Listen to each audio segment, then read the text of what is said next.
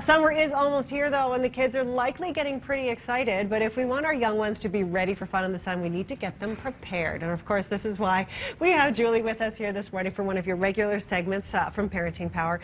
So, you know, my kids, they've got about a week and a half left of school. Yes. They are bouncing off the walls. Is there any point at all, really, in trying to get them to focus here in this last week and a half of school? Well, for some kids, they're going into PATs this week. So, yes. So those kids, yes, they need to focus. Yes. But ideally what we want is for them to be respectful and to do what they're supposed to do, right? And that's really what it's about, is focusing on what the key requirements are. Do they have chores they need to do? Are there certain things that they still need to be focusing in on? Great, then make sure they're there, and then the rest of the time, it's not as important. That's right.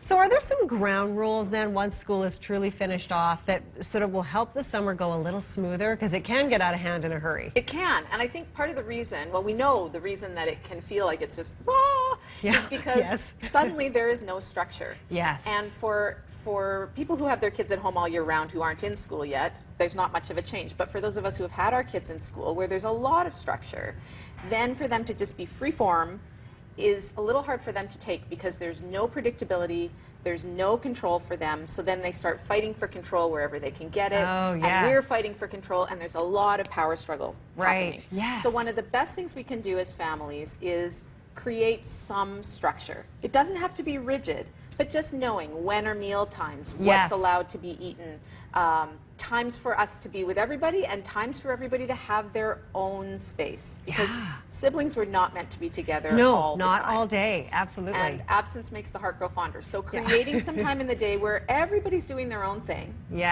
and then they can come back together, means that those times are going to work better.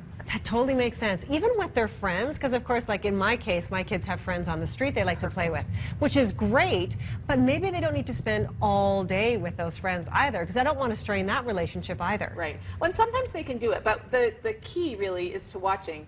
When do they come home from that playing every time because somebody's had a fight? That's it, I'm not playing with her. And then tomorrow they go back in and then they've had a fight. So if that's the case, you kind of know that their way of demanding alone time is to have a fight. And there's another way to do it, which is to say, well, either mom and dad say you can play until 12 and then come home and the rest of the afternoon. Time for a break. Or I need some time on my own. I'll be back at 2. Right. So we can teach our kids how to say that without causing a ruckus in order to get out of it. That totally is great. What about meal times? Because I know sometimes too, even in the summer, just meal times go off the rails, and then all of a sudden the kids are sort of grazing all day long. They have no idea what's happening when it comes to meal time. How important is it to make sure that meals happen at a scheduled time?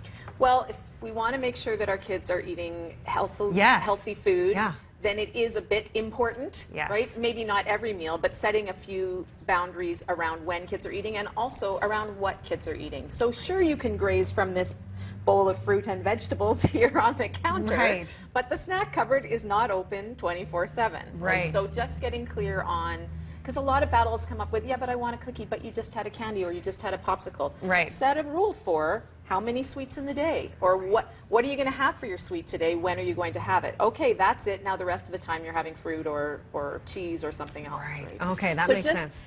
It's really about getting clear so that you can communicate that to your kids. If you don't know for yourself, how are they supposed to know what the rules are? Right, so figure it out first with yourself. I like that. How important is it also, too, to have those summer camps or structured programs in place throughout the summer? Because, of course, we want our kids to have free time and to learn how to play in a free environment, but it's also important to have that structured time, too. Is it really helpful to have those summer camps already planned out? You know what? It really depends on the family. So we hear from parents who feel guilty because they've got their kids in camps all summer, and we hear from parents who feel guilty because they haven't planned any summer camps. Right. So it's really about what makes sense to your family and how your life is going to work. They're expensive, and if you're not working during the summer because you're home looking after your kids, do you really want to be spending money on camps? Not necessarily. They don't need that structure, and yet many parents rely on them for sanity or for childcare over the summer. Absolutely. So it's about what's going to work for your family. Okay, wonderful. Julie, fantastic tips again, as usual. Where can we find you if we want more information? ParentingPower.ca or Facebook/ParentingPower. Perfect. And we've got links on our website as well, breakfasttelevision.ca. Lots of great tips there. Hey, Andy, got those summer camps all planned out.